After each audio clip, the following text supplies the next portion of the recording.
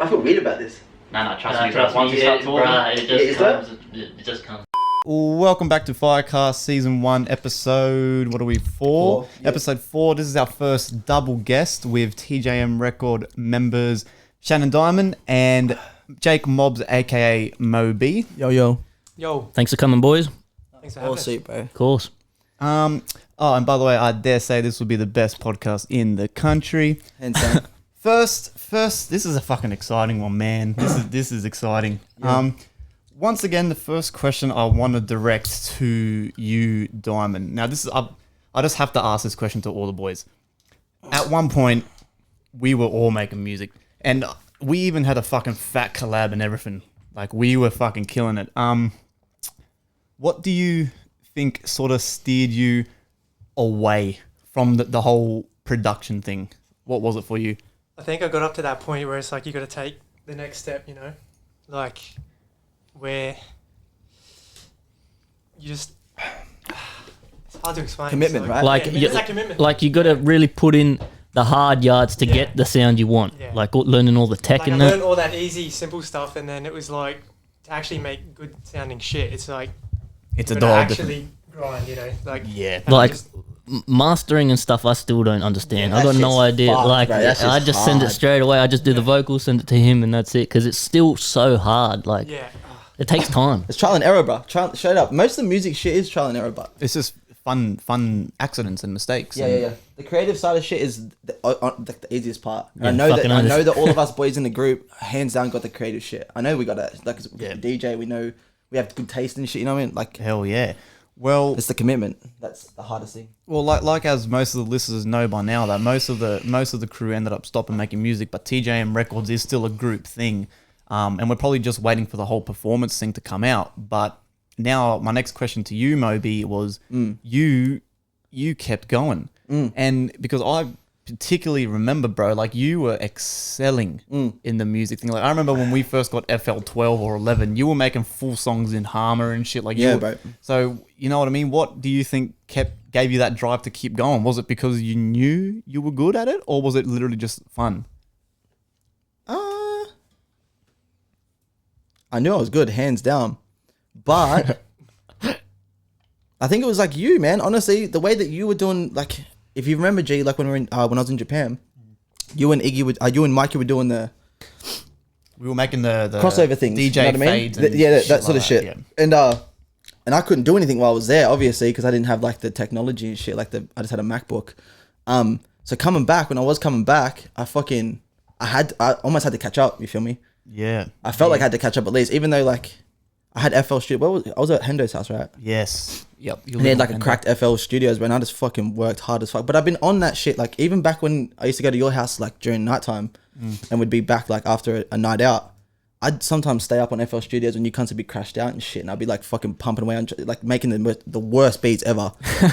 Just going dog, like making jumps and dumb shit, bro. But like, I loved it. It's that's funny too, because I remember on very nights where we'd have a big night and we'd all crash and we'd wake up and you'd still be awake and you'd be like, man, listen to what I made on this, bro. It's garbage shit too, bro. Hey, it just sounded like tin cans, but like you'd still able to throw a freestyle on it, make a rap, and it was still. Like we were literally the weird kids making, bro, banging tables and making sound. Yeah, bro. And yeah. now look what it's turned into. And what year is all this happening? 20. I was 17, 18. And see, and 16. that's what it takes, man. The 100%. people who stick with it, they get to this point and they can actually like be proud of what they're producing. 100%, bro. Too many people give up, man. They fall off. Hell yeah. 100%, bro. It comes to like, it's like a goal, man. You set yourself that goal, and because I do it with a lot of shit too, because I knew I was dog shit at it.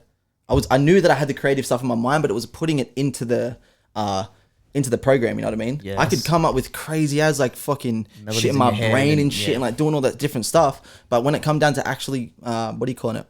Like Putting it into the put door. it into FL and putting it on there, bro. I had no fucking idea, and that frustrated me. Hell That yeah. frustrated me more than fucking anything. So I had to learn. So you just force yourself to learn. Exactly, Like, yeah. it's kinda Constantly like just a- getting on that shit, a goal. watching YouTube videos and shit like that. Yeah. Like, It's only going to nonstop. get easier too because Bro, technology, man. But I'm at the point now where I'm comfortable with like mixing Like and mastering second- and shit. yeah. I'm Hell yeah. actually comfortable. I with- wish I A could year say ago, the bro. same. A year ago, I fucking despised that shit. Yeah. I despise it, and right now I think it's also because presets, right?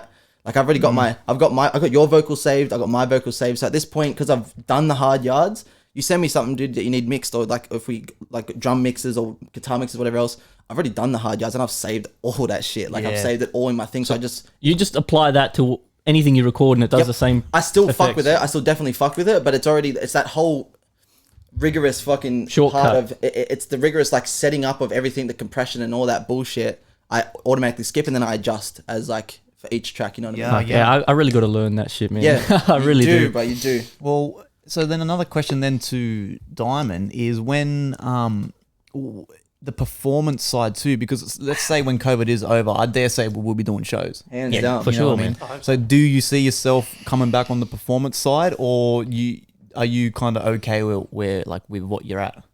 I mean, I'll come out to be there, but I don't know. You want DJ?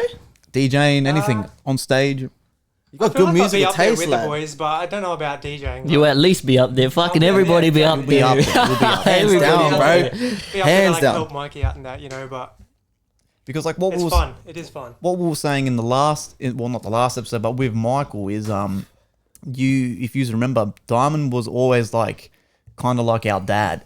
He'd be behind the decks, The kinda eagle eyes, just bro. watching to make sure to minimize mistakes. And That shit was awesome. all of our sets, Yeah, that sounds dope, man. Even Such though a the good technician, system. bro. we weren't the best at the mixing, but we had no mistakes. Yeah. If I recall, the only Cathedral mistake one. was the very first DJ competition where Mikey stopped the song. Yeah. I think that was the only mistake we ever had. Yeah, bro. No one ever stopped the song.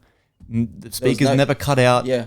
It was fucking, and Yeah. this is coming from people who have no fucking Never clue DJ'd. what to do. Like, Never did it. No clue. Not too bad then. Like, yeah, fucking hell. we just used to wing it, bro. That shit was fucking weird when we used to do that, bro. I used to freak out. I still do. I still freak out, bro. My anxiety gets the best of me, That's bro. very scary. Yeah, very it's scary. so nerve wracking. Once you get Yeah, in it the would bang be. of Not it, it's bad fucking being it. on there, but- Especially Yeah. if you don't know fucking what you're doing, man. I can't That's what imagine it is, anything worse. bro. The fucking we had how much a decks? Like $3 grand, $4 grand. yeah, just we ain't for got one. the money to fucking buy that shit, bro. Like so, we just kind of Winged it. we wung it, dude. Not just that. Fuck that, man. Not just that too. Wow. Not just that too. It's- fucking it- my it's- God, bro, it's- taking- bro, bad Nah, omens, bro. I swear it's to God. loose. This whole thing, we've got to fix this. True. I mean, we were doing. I remember Mikey. I can't remember some. I think he just bought it himself. To be honest, I'm cheap pretty sure one. someone was supposed to go halves with him, but none of us ended up doing it. But he bought like a yeah. little $1,000 mixer. I remember. We used to practice our sets on this little $1,000 mixer that was Yeah. nothing like the club decks. No waveforms. No, So- we had no waveforms. None Nothing. of that so shit. Like, we'd practice and the set would sound mint on this little mixer, and then we'd get to the club and there's fucking 4 CDJs plugged in and we're all going fuck. it's like lights flashing at you and Lights shit. Like you got flashing. no idea. And not just that too, there was DJs where they were DJing with all 4 of these fucking CDJs on, and we were still doing the old school, just 2 of them, and we just use our faders up and down kind of thing. Yeah. But like Michael had a great point, is the one thing where we stood out was the song choice. Oh, bro, we shat on everyone. I don't give a fuck. Like we did. We shat on everybody. Our song choice was so underground to the where we were playing shit people have never heard before. Yeah.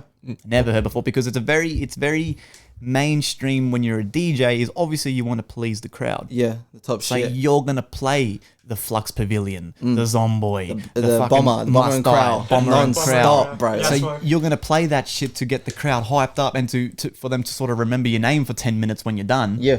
But we would get on there and just go Kill fuck it. it, and Fuck everyone. We Yeah. were playing the songs where guys had 10 likes on their songs. Yeah, that's what Yeah. you got to do, man. That's really what you Yeah, got to no. do. Realistically, like that's what people did. Like when I was watching the podcast, I feel like we brought it, especially early too. We were like early in the night too, very very early. Which Yes. you're supposed to play dog shit in the early parts of the like the club set. You know what I mean?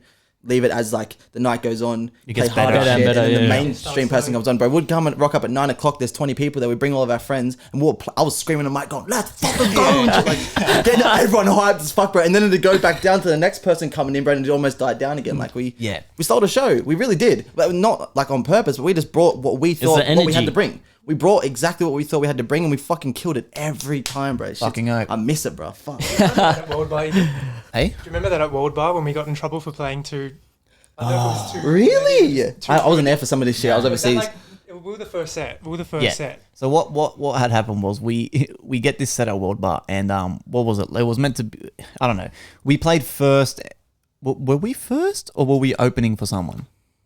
We may have been first. I think we're just first, yeah. So anyway, we were playing this fucking we were dropping these fucking bangers and these crazy trap bangers. It was like a trap / future bass set. The promoter pulled us aside and said, "You guys are playing too hard."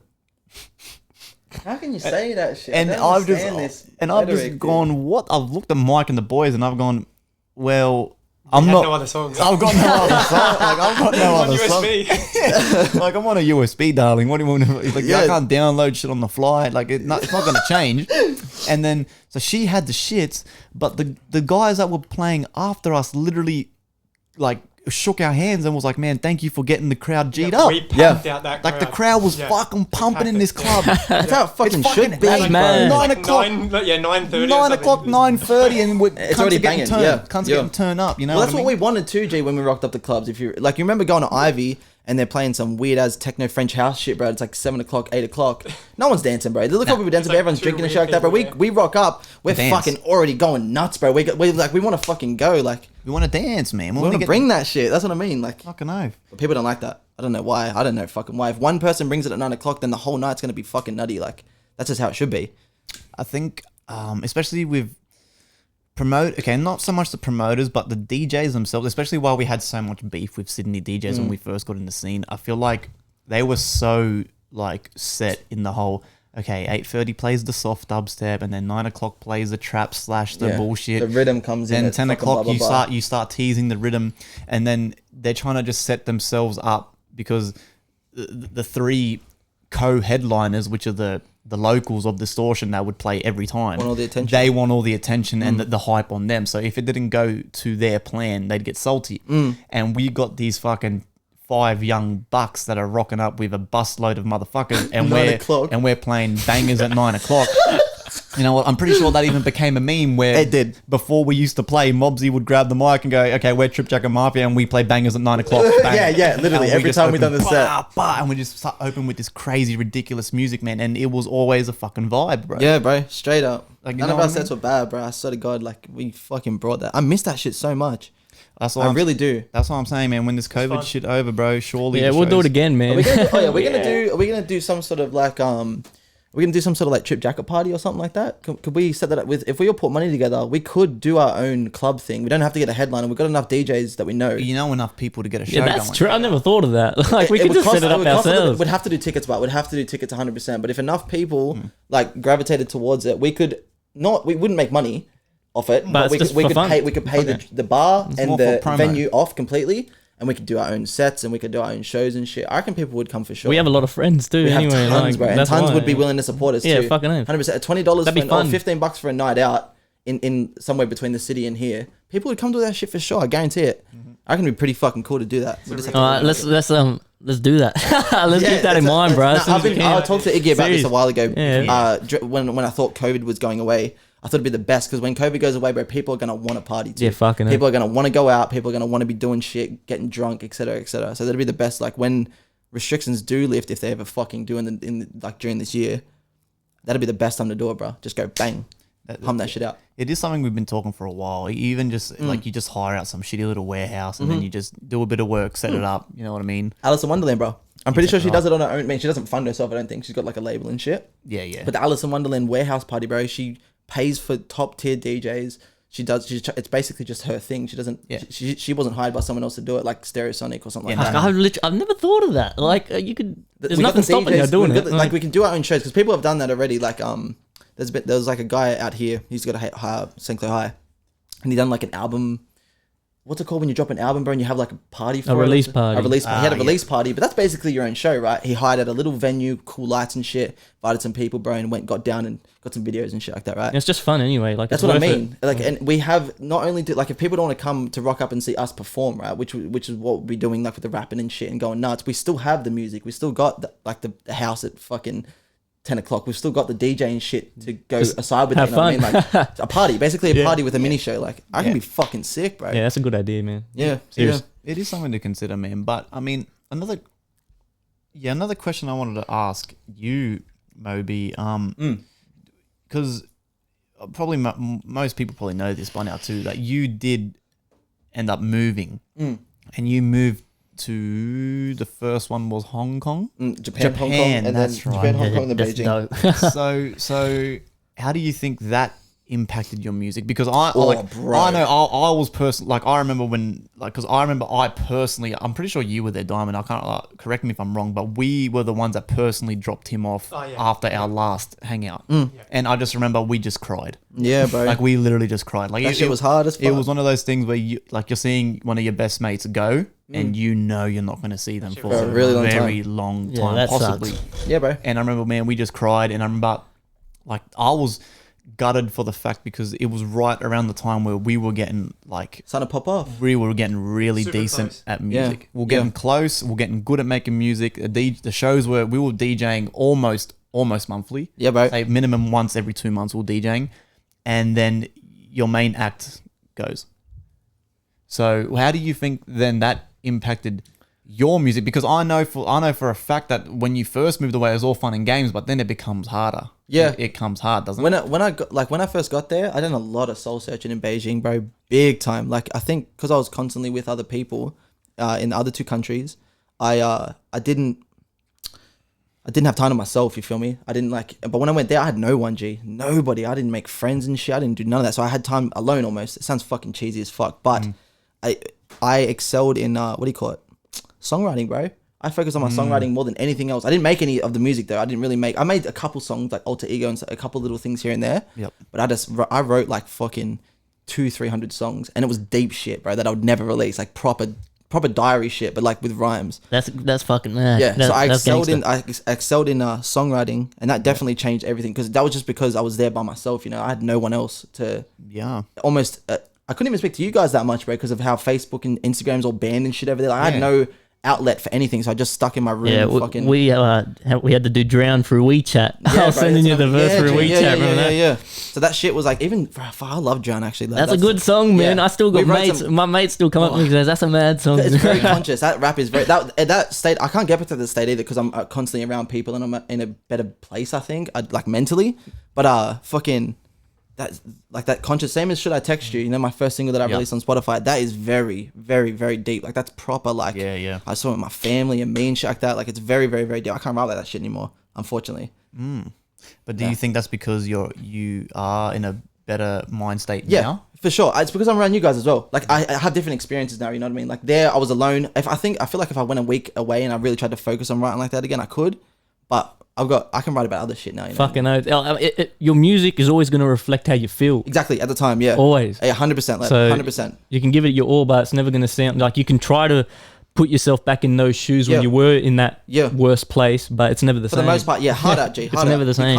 You can't replicate. You can try to replicate feelings, you really can, but as the most authentic songwriting comes from when you're actually in that mood, 100%. So when I was in Beijing, that's why I definitely felt that way that I was rapping. That's why a lot of my songs are just like me playing with the words and fucking around because to be honest, I don't go through much, man. Like I got it good. Yeah, you know, Yeah, because it's hard for me to write deep shit, so I try, but you know, it's. Nah, you done well, but on your last EP, the one with Jackal, you done very good there. That was I really You done tried very good. to. No. Yeah, See, that's what I mean. You really can focus on that shit, but it's hard. Takes more concentration. Hard. It's absolutely crazy you say that too, because Spirit and Jackal, our EPs, when I started writing the beats for Spirit, the beats, not burning out, the one waking up in the rainy garden, that's the one that started it all. That one and burning out. I was literally so sad. Like I was like upset sad, like not depressed. Nah, but but I was just coming home and I was in a rut. yeah. I was in a big rut, bro, and I was just so sad, and I just didn't want to do anything, didn't want to talk to my girlfriend, nothing like that. So I was just come in zombie-like, put my headphones on, and I was just, and those beats come out. Awesome. Yeah, that beat. and they're fucking they spit straight sadness too. That's why They as soon really as do. I heard him, I knew the whole album had to Yeah. be fucking like I was like, all right, fuck it, let's go deep. And Yeah, I fuck with that shit too. yeah, it turned out mad, those albums. I love that shit. I love bro. that Pokemon release thing. I reckon we got to keep doing that, man. Well, Having two versions. yeah, That's really thought- fucking cool, Yeah, I actually. thought it was dope, man. It's like Pokemon games. Yeah. That's really fucking cool, actually. Just quickly too, so on the whole, like, you know, overseas thing, Diamond, do you think you could then completely move overseas? Because I know me and my girlfriend have talked about it before. Like, I want to, for sure. Being truthful, we have sat down full serious and gone, fuck, like, do you reckon we could go somewhere, even for just a couple months, do like a working visa and then just come back? Do you think you could do that? I don't think I could live overseas. Nah. Really? See, I think I'd get too homesick. See, that's what I told my girlfriend. I said, look, I could do I don't care if we'll go on a holiday for half a year, whatever. But at the end of the day, I don't think I could live anywhere else, man. I could for sure. Like it's I don't know. Things are just too good for me here. That's fair. That's true too. Why would I leave? And not just that too. Like I'd also have my worst fear would then be, I could do like a work visa overseas or whatever. But at the end of the day, it'd be all fun and games for the first fortnight, and then by the third week, I'm doing the same shit I'm doing here. I'm getting up, going to work, coming home, make music, go to bed, get up, go to work, come home, make music. So it's literally the same thing. You're just in a fucking different place. without my mates, without my family, on different soil. Yeah, that's true. I know, DZ, I know you've spoken about, you said you wanted to move to Japan. Yeah, especially now, Super Nintendo world. Man, bro, I'm going there. That's shit. I'm definitely going there. And by the way, I don't know if you guys have noticed a change in setting on the table. We've had these jumpers for a while. They got the Trip Jacket Mafia on the front and back. The black one's a hoodie. The white one's just a jumper. We still have some of those if you want. We're also working on some shirts. So a lot of people have got these already, and they're good quality. So just send us a message if you want one, and we'll send it to you. DM. We got shirts like on the way. I want to give a shirt away too. So what we're thinking of doing is getting you guys to like ask us questions maybe to enter, and whoever asks us a question, we'll just draw from random, and they can win the shirt. That's actually a really good idea. It could be questions for the next podcast too. They're dope shirts too. They're white with the red logos. They're dope. So we'll They're high quality. Like I mean the ply, they're good ply. Yeah, fucking know. It's pretty good. Like I've been really trying to work hard on the shirts because I reckon they look sick. So shirts are better too for Australia, definitely, bro. Than hoodies and shit like that for sure. You can wear shirts all the time. Anyway, that's the plug. Anything you need, man, just DM DZ. He is your local hustler. He will get you them shirts, boy. Just DM. You want to reset it? Should I? No, we got a few minutes. It's all right. I'll say another question too. So, Mobsy, when you were in Hong Kong, we visited. That shit was hard. That shit was fun. That shit was fucked, bro. Whiskey every day, bro. I swear to God, we'll special bottles of whiskey. Shit, $10 whiskey bottles for like a liter and shit. Breakfast. That shit was Claymore, disgusting. man. That shit was dirty. Oh, it was Claymore. Yeah. Remember when I smashed Mikey's head into the door frame because he was so drunk? Well, I was waking up having whiskey for breakfast. Anyone want to be? That shit was fucked. Nah, bro, I'm all G. I gotta drive back to the city, bro. Fuck. We're gonna, bro. Tape it, bro. Tape it. Yeah, seriously, man. And we ruined the stand too. I went home and tried to record music, and the stand, we're missing something. It's I had to crouch down and rap into the mic like this. Fucking. Oh, you know what I've been doing lately, bro? Fucking kind of off topic because the whole Hong Kong thing, but fucking I've been rapping sitting down. Have you really? Yeah, bro, I love it. Apparently, I don't know why. I don't know. It's more relaxing, because when I'm mixing my own shit, right, and I'm standing up, I have to stand up, put the headphones on, get myself composed, blah, blah, blah, blah, blah, blah, and then I have to go back down, pause it, sit down, mix it, do this, cut this, whatever else, bro, and then stand back up again. It's just easier for me to fucking sit. Apparently, I've been seeing a lot of like not memes, but the like on the internet, a lot of rappers on YouTube and shit are saying to everyone just give rapping sitting down a go. It's way better. I'm not a rapper, so I wouldn't. I feel like it depends what song you're making too. Realistically, you the way that you rap too, bro, you have to have breath. So you need that shit in your lungs. Control. And sitting down, bro, there's no way you're gonna do that type of rapping like that. There's no fucking way. You have to really be. I'm pretty good with my breathing now, but I make slower rap, and I'm not a fucking. Yeah, you're more into like lo-fi. And the whole. And that's dope too about us. Like, man, we got different sounds. TJM, man, we got. Hell yeah, dude! I fuck with that shit, bro. Anyway, but go back to Hong Kong, and you were talking about. Yeah. So actually, I'll reset this before we ask the question. True. Fade out. Wow. This will all be edited. Fire shit. If you need a piss or something, why don't you tell the story of how you cut your finger off? Oh, bro. I didn't know about that. Did I tell you about that? Someone he told me about was that was in Japan though, wasn't it? Nah, Hong Kong. When I first went to Hong Kong. Oh, okay, yep. All right, so fucking, I'll keep it as short as I can. I was at home, bought some passion fruits, right? Get these passion fruits home, and they're just whole passion fruits. Didn't have a knife. Like, I like cutting passion fruits with a serrated knife. You know, like the ones that like it's got the like a bread knife. Yeah. Like, it's just easy to cut that way. You know what I mean? We didn't have any in this fucking little place we're staying at, so I pulled out a fucking Japanese sharp as fuck steak knife. Like, I'm talking one of the ones that you go and you just cut up motherfucking steak like it's nothing, bro. So I put this passion fruit on the thing. I think I was tipsy too, a little bit tipsy, and I was holding the thing down like this, and I started to cut it, and I just went and just lopped this whole side of my finger off. Shit. Just goes and just flops over. Fucking hell. And no blood, like, because I was in shock, I think. I was like, holy fucking shit. So I flipped it back on, ran to the bathroom, washed underwater, blood everywhere, bro. Just fucking coming out like crazy, bro. Anyway, so I go into the cupboard, we just moved there too, by the way. Like, I'd been there for like 2 weeks. Go into the cupboard. We haven't done any shopping for like any Band-Aids, painkillers, nothing. So we got nothing in the fucking house to like stop this bleeding and shit. So so I flip this fucker back on, bro. I say toilet paper. I grab toilet paper, bro, and just start wrapping this motherfucking finger up in toilet paper. Like, and then I got taped it up. However, the pain was so immense that I felt like I was going to be fucking sick. So, ran down to fucking 7-Eleven with this thing pissing out blood, bought a fucking 500ml bottle of vodka, took it home, bro, sat on my bed and just went... glug, glug, glug, glug, glug, glug. So that would have thinned out your blood. I started sculling this fucking thing, bro. Dropped it and I was like, fuck. And I'm walking in the house, bro. I'm in a lot of pain too. Like, I'm about to fucking cry and shit. Anyways, 20 minutes rolls past, bro. I'm out cold, bro. Just fucking gone. I slept for like 8 hours, woke up, and... I didn't go to the doctor or anything like that, bro. And so you can still see the scarring a little bit. Not that bad, though. Yeah. You can just see like the little lump. Yep. It healed itself. Oh, that makes me cringe. Wow. It healed itself, bro. Like, it literally molded back to my finger and shit, dude. That is retarded. It was dumb as fuck. So kids, when you hurt yourselves, just scull a bottle of vodka Yeah, and you'll wake up better. Don't cut passion fruits with steak knives either. That shit was dumb as fuck. I'll never do that again. I haven't eaten a passion fruit since, bro. Passion fruit's now off the table. Jesus Christ, man. Alright, I got a question. Go. I had spoken to you about Iggy over inbox a little bit. Yeah. Mainstream, like what you consider Yeah. to be mainstream music. I think I had seen something on Instagram or something like that, social media, and everybody's depending on their musical taste, everyone's mainstream, quote unquote, was completely different. So I thought it'd be a cool topic of conversation to see what you guys consider what is mainstream or canned music or whatever you call it. You know what? I'll go first. Then we'll go DZ, Diamond, and back you and on you, Mobsy.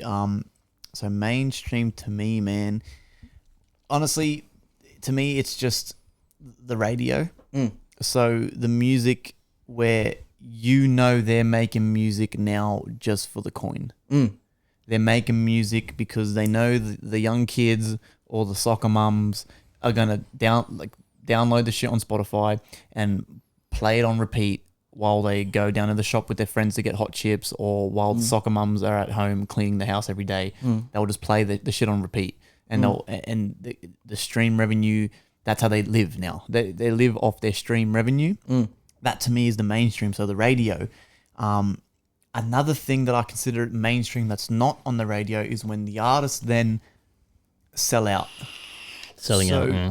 So when they start off in a group and they get that popularity, and as soon as they get the numbers behind them, they completely switch and ditch, and they just start making garbage because they know it's going to target, like I said, a larger demographic. The soccer mums, the young kids, the teenage girls, you know what I mean? And it's just like a complete switch. And that to me is the mainstream, and it's something. I mean, it isn't. You can't really blame people, especially when you get tempted with money. They want to make. I mean, it works. If it ain't broke, don't fix it. I mean, like, But everyone, at the end of the day, to me, money is like the biggest devil. So everyone, like, you know what I mean? I mean, you give a pretty like interesting definition of mainstream, I think, because that's more like, considering whether someone has sold out or not is kind of more like a subjective thing. Whereas I always thought mainstream kind of described like what everybody likes, you know, and then you're a hipster. So it's just like used to describe the majority. And then, you know, like hipsters, they don't like anything mainstream. So like they try to be different. But like, so I consider mainstream something that like changes over time. I feel like with the next younger hip generation, you know what I'm saying? Like what I'd consider mainstream now would be like Little Uzi Vert and Little Yachty and shit. And I tried listening to Little Uzi Vert. I don't know if I'm getting old because I never understood the appeal. This music makes no sense to me, man. Yeah. That new shit makes no sense to me. Yeah. It's just weird and people love it. People gravitate towards that shit. I think that's just mainstream. As you get older, the shit that the kids like, I think that's mainstream, to be honest. Okay. Simon? Yeah, I feel like it's like appealing to the largest demographic. You know, it's like, I feel like the same with the selling out thing, but it is subjective. Like, because you could sell out, but like, no, yeah, I feel like it's trying to like impress the most people. Like, so, yeah, that's what I'd say. Yeah, and like, didn't The Weeknd make that album? like just to sell out, sort of thing, Yeah. to get for the to blow People up. do it, but And it people worked. do Yeah. And it worked. And it worked. Like, Weekend's he's fucking huge now. massive. Just Like, did Like, he Super was already Bowl. big before then, Yeah, but like yeah. that like blew him up, and like it's just Well, just before Mobsy says his opinion, like that's a perfect fucking point, bro. The weekend I was literally having this conversation with my girlfriend the other fucking night, bro. So when we were kids, Mobsy, if you remember, we used to listen to the weekend. You show me him first, but I fanboyed that motherfucker, bro. But this is so before he was on the radio and all this shit, talking about it. he was singing and rapping about doing drugs and shit like that. Yeah, And don't get me wrong, I'm not fucking condoning drugs and shit, but like the music was fucking sick. Yeah, it was like He drugs was and sex and off shit. his like, head. He's Yeah. singing about doing drugs and having sex, and it was like just it had this different. Completely R-rated. It was opposite of not PC, but it was the opposite of selling. Exactly. It really was. And really then was. all of a sudden, like I don't know the fucking story, but the story goes is that he finally then gets a manager because he was blowing up with all the R-rated shit on the YouTube and SoundCloud and all that bullshit. He gets a manager from a record label, and then he tells him, "Man, all right, we got to stop with the drug shit now because if you really want to make the coin, we'll target the radio." That sounds right. The Michael Jackson shit. And he just became the new Michael. Like, And good on him, bro. He's rich now. and he's making good music. His pop music is still Of great. course. It's not as good as old shit, but hell But no. in saying that too, he lost me as a fan, but 100%. he gains 1,000 more. So to him, Yeah. who gives a fuck? It's worth it Yeah. for him. So Yeah. Mobsy, man, what's your fucking opinion, bro? So on this post, right, it was talking about like people who listen to like indie or like underground music per se. And they were saying that like the meme was like one person talking and saying, "Oh yeah, bro, I listen to somewhat like underground music," and it was a picture of like Tyler, Frank, Earl, and the people from Odd Future, and people who necessarily numbers wise they're fucking huge. Frank Ocean has like I don't know XXX amount of million people on Spotify. Yeah. But it's not. When I talk about Frank Ocean at work, like people always ask me, like, what music do you listen to, etc., etc. I always say, man, I'm like a big fan of Frank Ocean, and no one at work listens to Frank Ocean. Nobody, and I guarantee they listen to The Weeknd. I guarantee they listen to I don't fucking know, bro, Tones and I and shit, like Dan, The radio like plays it. fucking shit, right? Like I guarantee they do, but the demographic of people who listen to actual indie underground type of shit, they think that the next level up between the Frank Oceans and the smaller artists, the people who aren't on the radio, but they have a popular following, that they're mainstream as well. So I was thinking about it, and mainstream for me personally isn't about radio plays or anything like that. It's closer to what Iggy said with making canned music to sell, right? Yeah. So like you can be a Tyler, Russ or Ruse or whatever the fuck his name is. What's his name? Russ. Yeah. I listened to him for the first time the day after you mentioned it on the podcast, but he's nutty. He's He's good, man. He's nutty, bro. He's a good rapper. Anyway, these artists, Hobson, all these artists, Tyler, fucking people who have done it independently have, personally for me, have changed what mainstream means for me. Because you can get numbers and you can get shows and you can get fame and you can get all that etc. shit without selling a single goddamn canned song. Right? So like Tones and I, per se, That's like so when, true. when she was making Dance Monkey, right, she went into the studio and 100% she had 4 old dudes sitting in front of her like, let's make money. Let's do this thing. Her new song that's like, everybody talk about sex. Everyone, it's garbage, fucking hot garbage, right? But the lyrics are so simplistic and so easy for like teenagers to understand and relate Sing with along to and that they shit, just yeah. fucking make millions off it, bro. Make so much money. So like for me, a mainstream artist, and you can become a mainstream artist no matter what, like as long as you target that sort of demographic, is somebody who sells, who's not. So like music for me, right, is still an art form, 100%. All three of us do what we want to do what we, like we put out art. You know what I mean? Yeah, we fuck put out that. like our soul into that shit. We put like everything. Because we're not into- getting much back for it. Exactly. We're putting everything into our music, bro. I guarantee the mainstream artists, like fuck, what was his name? I heard a song today and it fit the subject perfectly. Usher, you know how Usher write Confessions and all that sort of shit? He was making mad R&B, almost fucking amazing R&B back in the 2000 era. Yeah. And when David Guetta started blowing up with his house shit, bro, all of a sudden Usher just instantly switched and started making, oh my God, and started making that clubby, to fit the mainstream, you know what I mean? There was nothing but, he wasn't doing that to show art. He wasn't putting his soul into that shit, bro. was He work. stepped into the studio. Yeah, he stepped into the studio and he's like, I want to make fucking money for you, for the songwriter, for the producer, and everybody. Let's make money. And that's not, for me, that's what mainstream is. I don't want to ever fucking be that in That's perspective. interesting how like we pretty much, the four of us shared some like 2 definitions of it. You know, there's the one that's like more about what people all listen to collectively as a group the most, and the money side. So it's kind of weird how that's happened. Like, Yeah. why It's do we mixed. consider it different? I feel like it's just a continuously changing term because Yeah. even now it's the era of independent music, man. Like It really is. people are starting to do it themselves now. And like I Yeah. said the other episode, how like Sony and stuff are buying these new platforms is because they want a piece of the pie. Yeah, you they know? want that juice, bro. all these artists. We're gonna start doing shit ourselves. That's what it started like with the Hobsons, the Tylers, and all that sort of shit. Yeah, Like they fucking started this wave of like, you don't have to be in a label, and you don't have to do that shit. You don't have to make it on radio. You don't have to do any of that shit to make ends meet. You're not gonna become Drake. That's for damn sure, bro. You're not gonna make fucking billions. But fuck it, bro. If you can make $1 million, Live comfortably. If you can make fucking $500,000, bro, off making art too. Like you don't. I feel like making mainstream music as well. It cuts you off from a lot of other artists who don't like per se. If you like, if okay, right now, DZ, if someone hit you up and he was like, "Yo, I can make you tons of money. You got a fan base. Let's work on this." And he got you in the studio, wrote a song for you, the whole thing, and you end up making a motherfucking Ed Sheeran song, right? Would you do that for X amount of money? Not that much. Not, we're not talking millions, but like if he said we can make you a pop star, 50 basically, grand, 50 grand. would you detriment your Style. your artistic style to Nah, push fuck into that? no. Yeah, that's what I mean. Fuck no, Neither would I. man. Like I said 100 times, I'll do it if one person's listening, man. I That's what I mean. don't give a yeah, fuck. Yeah, bro. yeah. That's why I fuck with you, bro. Like That's why I it'd be straight up nice. fuck with you. It'd be nice to like make money doing what you love. That's all I care about. I care about one day to be able to live comfortably. Me too. So I don't have to work a day in my life. You know what I'm saying? Yeah, I want to do what I love doing. I don't. As long as I can get by, I'll be happy, and I'm sure we will. See, that's 100%, bro. Like there's so many artists on Spotify. Iggy, you go, Joe. I've been talking to you way too long. no, That's what we brought you here for, bro. Well, no, that's a very interesting topic though. Like that's to say, because as Diamond would know, we've been friends since fucking primary school, bro. I'm a very demanding motherfucker. Like if I don't get my way, bro, Yeah, impatient I'm too. impatient. Fuck patience, bro. You know what I mean? Patience ain't a virtue, it's a cunt, bro. Straight up. Let's just say some motherfucker like approaches me and says, "Look, man, I can make you 50K, but we got to do this." And we sit in the studio.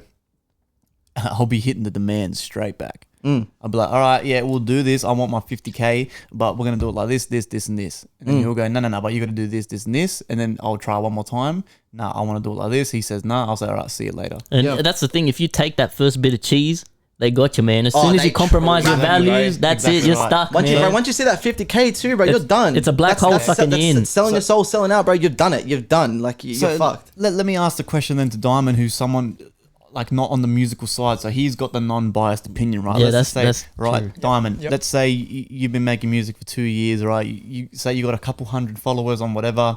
You got like let's say you finally cracked 1,000 listeners on Spotify, which is fucking a lot for an underground Yeah, artist, yeah. right? Yeah, man. Yep. Then you get approached, right? You get approached, and the guy says, "Look, man, I can get you 50K cash. Come in the studio, but you got to write the song like this, and this." How do you then approach that coming from your point of view? Because you don't make the music, but it's to say if you were, Yeah. how would you then approach that? All right, so I know it's easy to say, but I would say no, right? Because it's like a shortcut. So if you put in the grind, you put in the hard yards, and you put in all the work, it's going to feel so much better when you finally get there, right?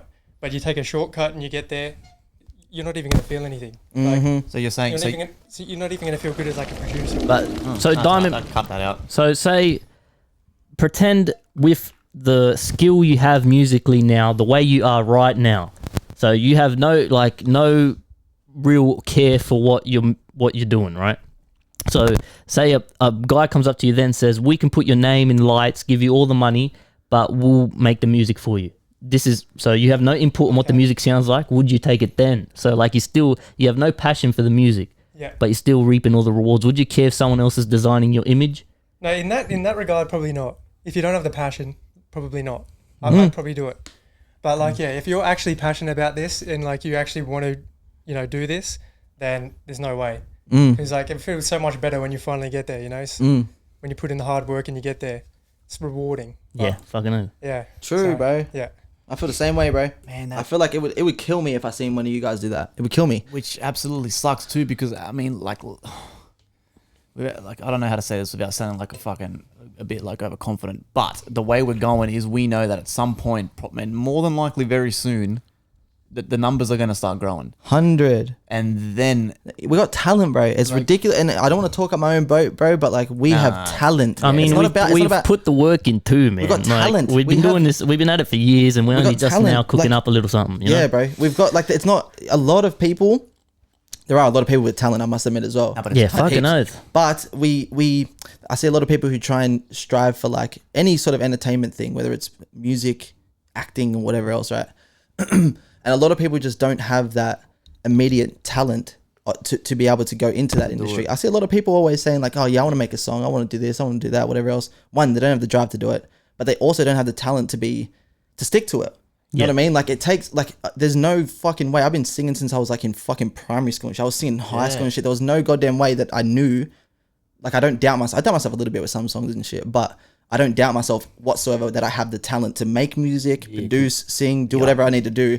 So like it'll come. It has to come. 100%. I'm not gonna be Drake. I'm not gonna be fuck that. I don't want to be that shit anyway. Like that. But I want to make. There's tons and tons of artists, bro. Spotify has opened up a whole new. It's a new era, man. It's easier than ever. There's a band that I seen in Beijing. Their name's Virgin Suicide. Shout out Virgin Suicide. They make fucking weird ass music. But we went to this guy's. Weird. Like this guy sings like a fucking weirdo. Anyway, went to see him, bro. He had like 20 people in Beijing, fans, and he just done a fucking show there. Went on his Spotify, bro, and fucking, he's got like, I don't know, 20, 30,000 people, maybe 10,000, whatever else.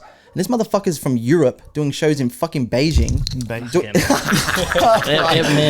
Right? And he's making a living making music, right? I don't think this motherfucker works. He's releasing songs every single day. At that point, if 10K or 20K on Spotify, I don't know what else he had on other apps and et cetera, et cetera. Yeah. But if that number, that tiny number in comparison to fucking Drake's, I don't know, Ed Sheeran's 67 million, can make me enough money so I can go to Europe with all the boys, fucking make music, come back and just make music and just live comfortably. I don't even give a fuck. And it will. I don't want to be. I don't want a chef. I don't want a fucking Bentley. Fuck all that. I want to make money, not do a fucking dog shit job that I have to go to every single day. I want to work on my music with my boys, and that's it.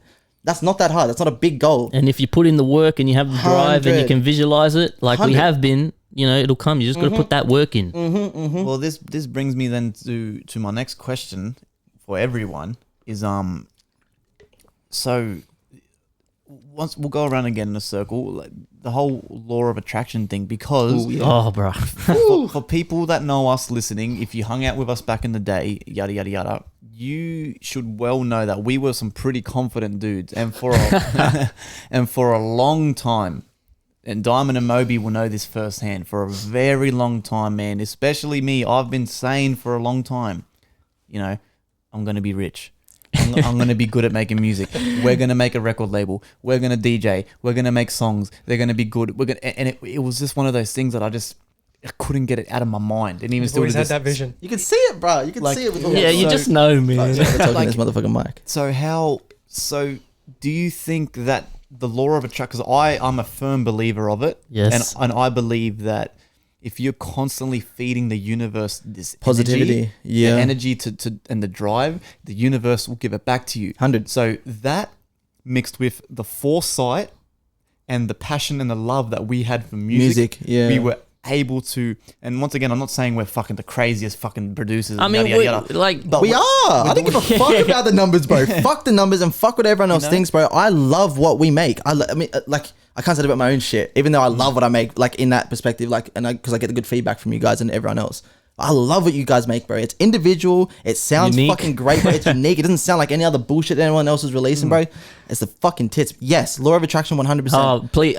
When I'm saying get your book and write in your diary, I'm not talking shit, man. You'll see your life change. This 100. Shit works, man. Bro, how do you think I've done all the traveling shit, bro? I'm a dog shit stupid cunt, bro. And I was teaching English and shit over in countries.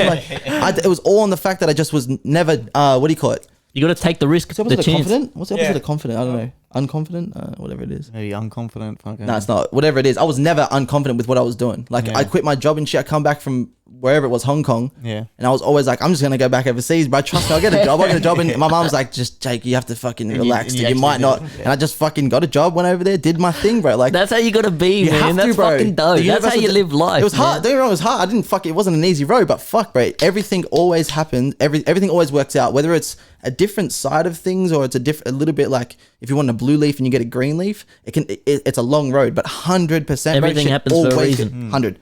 Always. I believe that shit, bro. And every musician you probably listen to will say the same shit, man. All the guys I listen to that are more kind of underground, Russ, Mercules, all these guys, they talk about the law of attraction, chilling it in the Oz thing, because it works, man. And that's how, if you're passionate about something and you got the drive, you'll get there. Yeah. You'll get there. 100. You then, Dimond, you believe or you think it's just hard work? Yeah, no, I 100% believe, yeah. Because I feel like with a positivity thing, so like you're always thinking positive and positive things will come. But the more common scenario is like with negativity, because you see more people put out negative vibes and negativity, and then they get Exactly right. It works that negativity way come too. back. Yes, exactly. So that's how you see it. So if you're always positive and you're going to make it, then you're going to make it. Exactly So- right. See, which is crazy. It's absolutely crazy too, because you see, like, there's more people, I believe, like on the earth that just have that mindset of 9 to 5, and they don't do nothing, but they're so negative. I was thinking that the other day, man. I was walking through the plaza. They don't do nothing. And some of these people are NPCs, man. I'm telling you, bruh. There's some people they're you autopilot, feel the the aura of these. You walk in, if you see someone who's vibing high, and they're happy with their life, you see that, man, and you feed off it. Yeah. You really do feed off it. And then you see these people walking around like drones, and they stare at you, and they're just like upset with their lines coming off life. their head and stuff. They're NPCs, man. They're not real people. They're simulations. See, and the fucking thing that fucking always trips me out is that the ones that the dudes that aren't really doing anything with themselves are always the ones that are negative. Yeah. They're always the ones to go on the internet and to bag. Oh, bro, they're the ones that be Yes. judging too. They're the ones straight up. to bag the guy who tries to, make the song. Like, so The bullies. what like one of my friends, she was telling me, man, shout out Erin, Brad's missus. Brad was on episode 3. She was me and her were having a chat, and she was saying, man, like, I was listening to the podcast, and like you and like Dylan had such a great point of the whole like not caring about what people have to say or think, and like we should just do something. But she literally said, like, it's hard, especially for a girl, because say, for example, if a girl, like, look at how many girls on YouTube, right, just have channels where they just put clothes on. Yeah. And these, It's popular too. these They girls love it. They're making millions. Yeah, but- they're making dollars. They got millions of views. They got the this, the that. And she said, but it's so hard because even if, for example, I wanted to do it or someone I knew wanted to do it, she knows that other girls would then just judge it, put it down, this, that. But like, Who gives a why fuck? should people be made to feel stupid for attempting to Something they wanna achieve do. a goal? It's harder for girls too, I think, definitely. Because Yeah. girls, man. Bro, I don't know. girls, I feel like girls definitely get it harder on the judgment point. A lot of dudes, there are definitely motherfucking dudes out there who are bitches, straight up. Oh, yeah, I'm not for saying there sure. isn't, Hate but it's a them. lot less percentage in comparison to like judgmental people. I think in the girl world, I feel like this is being sexist, but whatever. It's not really, I mean- I'm stating like what I think is factual. I think there are a lot more girls who are a lot more judgmental in comparison to dudes. I think everyone knows that. Yeah, I mean, No, like, that's it's just the way it is. it's bred. It's like I don't know what the fuck it is, bro. I mean, I wouldn't say that we are judgmental people, right? I'm not at all, man. I Yeah. try not to. I mean, I try so hard to. Well, I mean, can you really be a judgmental person and fucking attempt to make music? Nah, you can't. I always try to think of like you don't know other people's situations Hard. really. That's So like, okay. See, that's another thing too. Like, if you're someone who's gone through a bit of hardships in your life and shit like that, and you're gonna be, you tend to be more negative, which is okay. That's fine. but you got to get through it. But the people who are still breathing and got nothing to really worry about, and they're just really doing nothing with themselves, man. It's a really trippy thing, man. I don't know. Like, It's like that gossip shit, right? Like fucking people at work, they love it, bro. They love it. It's just only a small talk group of people, shit. bro. They love it, Well, bro. where They're else? trying I to, work they're trying too, to, man. they're trying to smell out drama and shit 24/7, bro. And I'm like, get that fucking shit away from me, bro. I don't Yeah. need any drama in my life. Like, fuck all that shit. I don't want to be on somebody's bad side because of what you said to me. And likewise, I just don't want to be judgmental in general. Yeah. Like, and the drama that they have in between, the gossip they have in between it, it's dog shit. It's like fucking Pointless. It's straight up fucking pointless. Like, there's no point to hating on anybody. Realistically, if you really doesn't think about matter. it, Your life, you're living your you have to be in life, a okay? really, really, really low position with yourself and a low self-esteem to be shitting on other people, bro. Straight up. Like, I'm willing to critique, definitely. Yeah, for I'm willing sure. to critique, especially like if I see you guys stepping up or something like that, or if I was stepping in the wrong direction, I'd 100% be down for you guys to tell me, slap the fuck out of it. Fucking Kind of hell. thing. That's a different kind of ball game. Being gossipy and being judgmental behind bars or behind walls is fucking straight garbage. I hate that shit with a bro. I stopped back in the day. I hated it so much when I was like 18, 19, because we became, well, with the DJing thing, a lot of people were talking shit. I know that for a goddamn fact. And always. it was how it was. And when we started out in the music thing, a lot of people were talking behind just our backs in general. Like, there was a lot of shit in the grapevine that we heard that was fucking absolute dog shit about us. Some of it was true too, which is fuck, but whatever. Most of it, yeah. Most. But I literally stop people. If someone was talking about someone that wasn't there, I would literally say, nah, bro, no, cut that shit out. I don't want to be a part of that sort of thing. I fucking hate that shit, bro. Yeah, well... Yeah, please beer me for sure. So then another question for Diamond. See, this is... Wait till we get the beers out. Hold on. Sorry, boys. Yeah, I'm rustling around and shit, man. Hold on. It's good, bro. It's a Great Northern song. Great Northern, drink you wanna drink. Yummy, yummy. Do a little jingle. Great Northern. It's a good beer. Yummy, yummy. Not a sponsor. I mean, it should be. No, I'm sponsored. I got a fucking Esky and shit, motherfucker. I I've been didn't get butt that chugging this Yeah. shit for ages. Alright. Sorry, I just saw a whole bunch of eyes. Hold on. Oh, shit. Oh my god, No, just man. go Come on, son. I'll just smell on the carpet. Alright, so... Bruh. Yeah, it will just smell. Don't worry about it.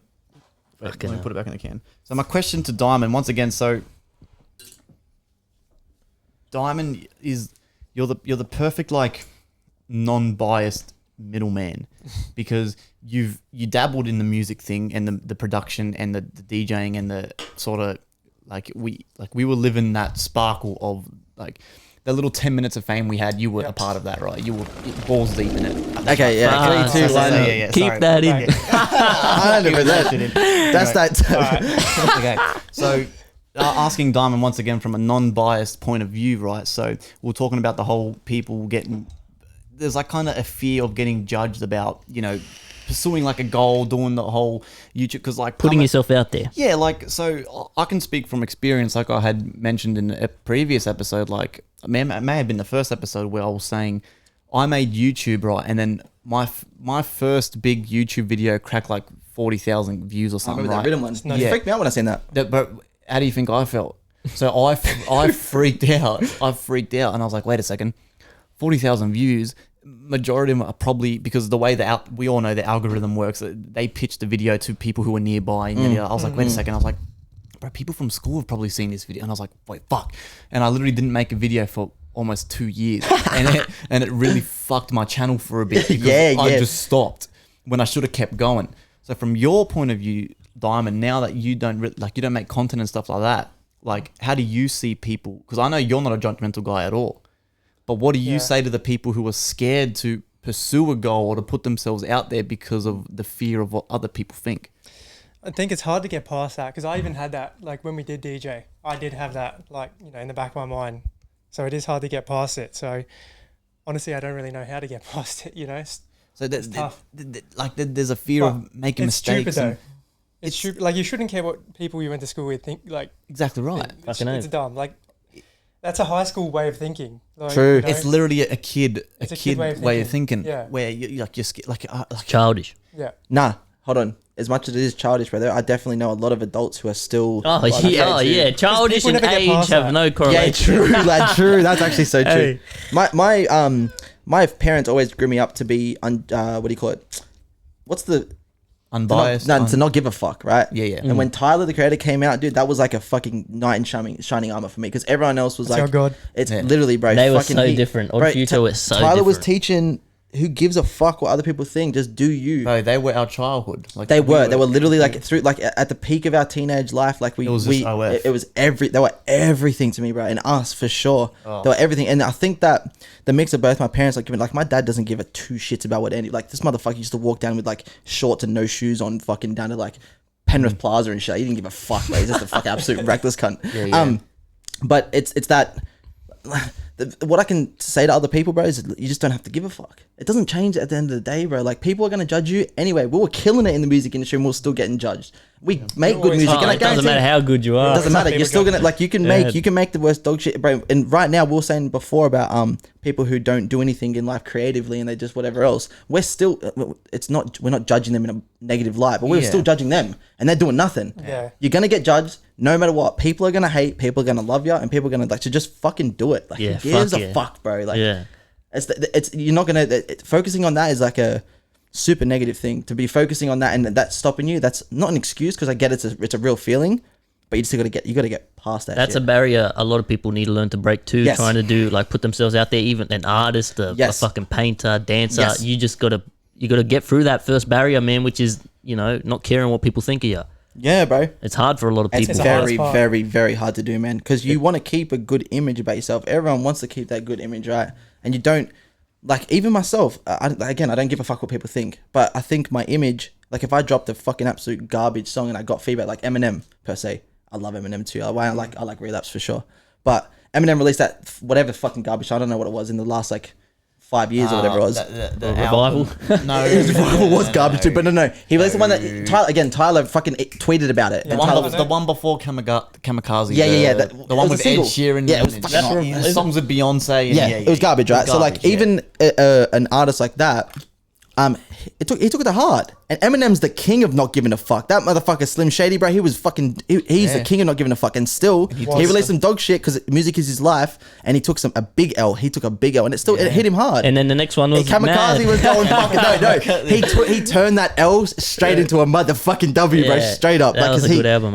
He killed that shit. But even at your peak, even whatever it is, bro, you're still gonna get judged, and you still can be hurt by that judgment. But it's about how you fight that or how you ignore that, basically. I think that's a pretty good fucking analogy, I think. Yeah, it's human nature to feel that way too. Hard. Like, because even when like cavemen's fucking banging rocks and sticks together and shit. Yeah, bro, they like, wanted to be that. You had to be the alpha dog, you know what I'm saying? You needed people to like you. You needed the tribe behind you. And that's just human It's nature, bred into man. us, bro. That's ingrained in there. Yeah, it's bred into us. But we can ignore that shit. We really can. It's just a matter Takes practice. It's just a matter of... Sorry, I'm not talking in a fucking mic, bro. Sorry, you're loud enough. I think you're good. Yeah, it's just a matter of fucking ignoring it.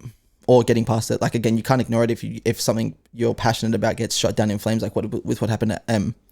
But It'd be tough. You can always come back too. yeah, Well, that's the thing, especially with music too. I feel like there will be times where, like, no matter what, you could make something and you truly believe it sounds hectic or mad, but then really it's like not. And then there will be people that will sort of take it and go, man, what the fuck? Like, so example, okay, so this is something I've kept to myself for a while, but I've been fearing trying to make another EP because I know it's going to be hard to top Spirit and Jackal. Yeah. Let's be fucking honest. That shit was like that was our bang, bro. That was our Snow Dance, bro. Da-dun, That was- oh, bro. Yeah. that shit like was some of to date my best work, your best work. It was your soul, bro. I could feel that shit. Like that was the first bit of work where I actually put emotion into it. And it sounds fucked up because I've been making music for 5 years, right? But it's the complete honest truth. Like you can ask any fucking producer, any dubstep artist. Like we said earlier, a lot of the time it's fucking happy accidents. I will just sit at the computer, do fucking random shit. It's trial and error, bro. And then if I find the cool sound, I'll just go, oh, cool. Save that one cool sound and then try and make like a drop out of it. So a lot of the time, yes, it is happy accidents. But that song, like I said, when I made the first, like that EP, I made the first beat and I was so sad. And then DZ sends me back vocals and he's fucking singing about our dad and shit. Like I was like, whoa, I was like, what the fuck? Like this is no cap, bro. Set the tone. Bro, I had my girlfriend in here fucking crying on the couch. Yeah, bro. That And shit's I was fucking... going, man, fuck me dead. I was like, all right, so we're okay, we're doing this. And then next thing you know, we've got fucking 20 songs and we were literally grill. like, I was making the beats and I was literally channeling how I felt, you know, into the EP. That's So sick, You dude. did that pretty quick too. I mean, for 20 songs, you did all the songs. By You the were way, working, so, you're working your ass That off, though, was cuz. quick, man. No, you're 3 working months. your ass So off. G. when it's right, and it just happens the way it should. Exactly right. So that's why I've got now that fear of like, man, fuck, because if we try to start a new EP and it's literally not as good as Spirit and Jackal or better, the people, not going to say they're going to turn, but you'll obviously that's lose the that thing. listener. That's the thing. You take your time with it. Be patient. If you're not fully happy with something, that's why I do so many singles. And It's not. It because- doesn't have to be emotional either, G. You don't have to. You Yeah. don't have to go into something as long as you have a Like an idea. strong idea. even a single, bro. Like if you come up with a single, bro, and you want to make it into an EP, it'll happen organically. Don't let like that fear hold you back, man. Fuck that. If it's not as sad and not as emotional, fuck it, bro. Like you don't have to put. That's the thing too with you. You take a lot longer to release something than bro. I do, for example. I'm So it's like, half laziness, but I'm not a fucking. But at the same time, though, I make a song every week. Yeah, no, but I send you heaps. I send. see, I'm not really like that, to be honest. I've like, this is just something that like I know because I'm in the middle. I'm the producer, right? So example, I send beat to him, beat to that guy. Moby replies, DZ replies. I know for a fact that Moby is also more producer than he is artist / rapper / sure. singer For because sure. we started producing first. So you have that ear where I'll send you something and Moby is still to this day the only motherfucker who then goes, no, send it to me. I need to change the high end here, the low end here. My voice is a bit too sparkly here, yada, yada. So send it. I'll send him it. And then he will send it back after a week. He fucks with it, sends it back, and then goes, okay, sweet, now do your thing. I'll do my thing. Okay, yeah, sweet, now it's sounding good. So Moby's the only one who does that because that's not the rapper or the artist. That's the producer because we started off only producing beats first. Yeah. So you're the That's perfectionist. on my heart, bro. My You're most the listened to perfectionist. shit is my most listened to shit is lo-fi, Mr. Carmack, Flume, that Or type of the weird no beats, vocal like, shit. exactly. No vocal shit, bro. Like that's my most listened to shit on Spotify of 20 whatever it was, Exactly 2020. right. So whereas DZ, you're the vocalist. I, You're- I, Bro, I don't have the ear for nothing. I just spit my words. If it sounds good, Nah, Jay, you got the ear for flows, but straight upload up. it. You got the That's my thing. I like doing that. 100. Like I listen to all that. Like What's the thing, bro? You can get it eventually. Like I think I was watching that first the podcast with Mikey, right? And you're saying, hey, don't find new music, right?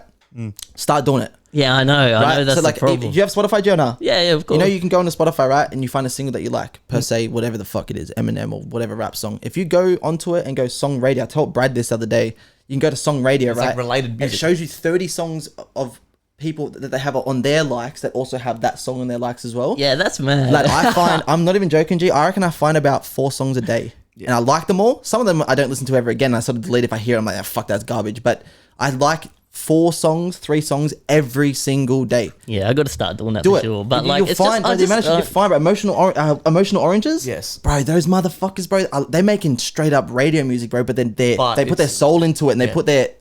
It's like pop art. Yes. It's art. It's artistic, bro. And that shit is really hard to find, but you got to look for it. So you You'll get a there's a taste lot of for it, G. music out there. You get a taste for it, G. You got to find it, bro. And I reckon the more you try and find shit, the more you'll be inclined to like ear for not it. produce, but like The ear to have for an yeah, ear for it. have the yeah. see hear what sounds. Eminem, bro, like he was in the produces studio. He was in yeah. the studio with Dre. And he didn't know how to produce, but he sat there, bro, and he learnt that shit. And now he Yeah. produces all of his shit. You know what I mean? He's not the best producer, fuck me, but he can produce. You know, what I mean? Like he's got the juice. Well, quickly, Diamond, are you still looking for music, or are you now because I know for a fact that we were all looking for music when we were kids. Yeah, so I know- used to look for dubstep big time. but- Exactly right. Now, are you still looking, or is it more of just whatever comes on shuffle, like a random kind of thing? So I go through like phases where I'll hear a mad song and then I'll like look up that artist and then I'll do the same thing you say. What is it related? Is it? Or related. Song playlist. radio, Spotify. like the song Yeah. radio song, whatever. Yeah, the fuck, I do that on the song that I just found and then so I do that occasionally, but it's not like Hip-hop. it used to be an everyday thing.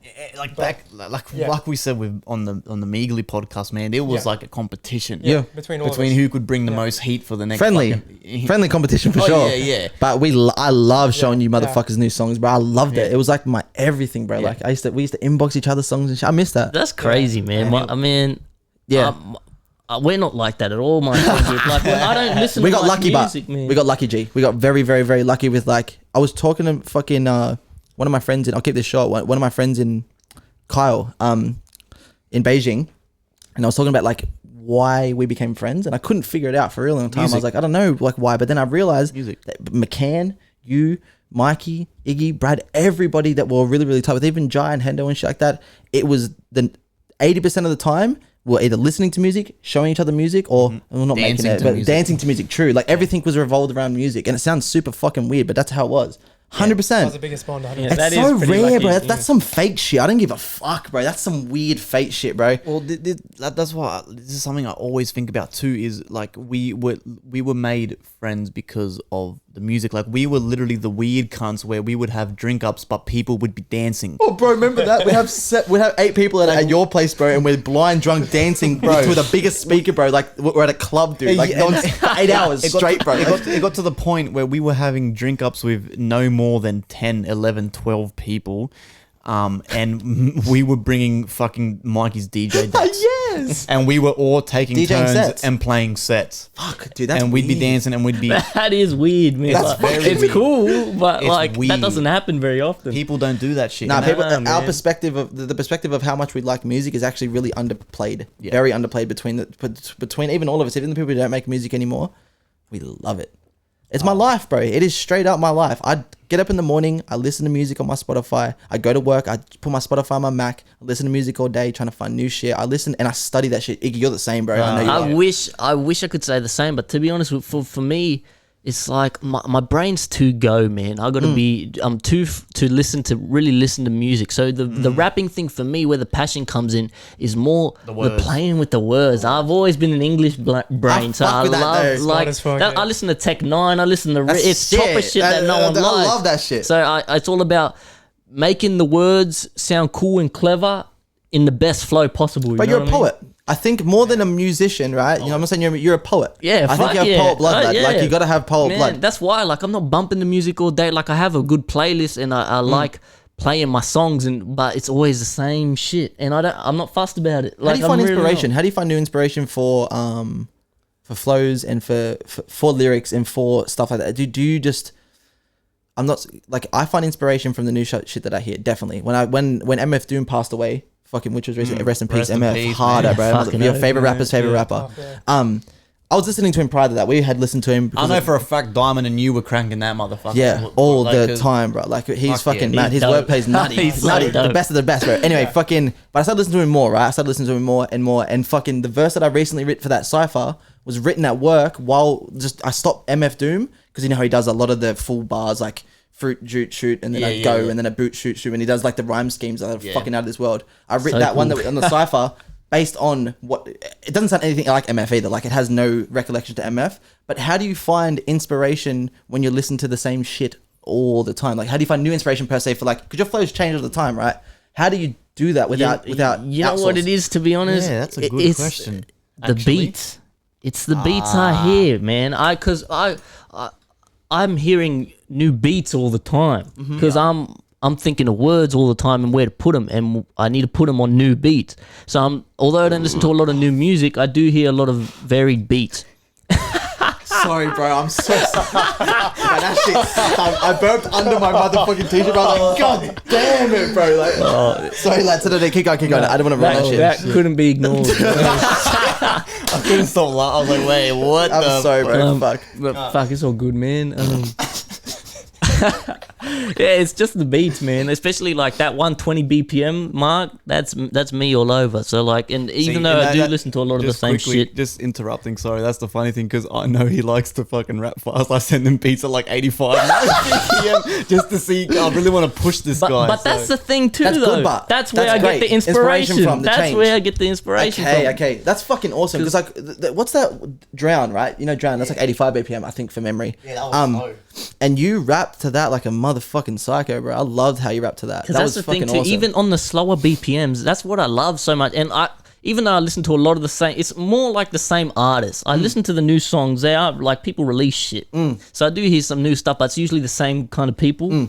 And that's like growing up listening to Tech Nine, really. Tech Nine and all the strange music. So he taught you, you studied Tech Nine? Pretty much. And like, even on the slower flows, it's like he's still you can doing still that same fit rhetoric. in the chopper. You know, you can make it work on pretty much any beat. See, but you also can't forget the slower beats is technically only just halftime. Yeah, but listen, you can say it's 165 and 80 or whatever else. Yeah. You know, 75 BPM is literally just 174. Yeah, it's just literally just the metronome is just going, and it's split. It's split in half. Yeah. So that's why rappers can still give that chopper flow. You know what I mean? It's also the what do you call it? The key. I've like recently, well not recently, but the keys can definitely get you into a certain place. You know, Feed the Fucking Fiends, bro. Oh, that shit was so hard to rap to, bro. He sent me the beat, right? He sent me that beat fucking yonks ago, dude. I heard it and I was like, I was like, release this shit by itself, because the piano was so intense and so sad and so, and it had that very like it was almost impossible to rap to, because you couldn't have that. The flow. There was no like whatever else. And then I don't know what came over me, bro. I had a day off work or some shit, and I sent it back to Iggy. And I was like, you know what, bro? You should put this on the album. Put the song on the album, because it's a beat album anyway. And then as I sent it to him, right, I started going, and I was like, and I literally messaged him. I was like, no, I was like, don't put it on. I'll send you something soon. And I wrote that shit, bro. And I started freestyling the fucking shit, dude. Like, I love that song, man. I flew that shit. Yeah, that was one of my favorite songs. See, dope, awesome story too for people who didn't know this, man. I made that beat, and once again, I was feeling pretty sad. I was just in a rut at that point in my life, man. And I made the beat, and I sent it to multiple artists. Sent it to DZ, Moeb, Izzy Locks, maybe Blunk Boy, can't remember.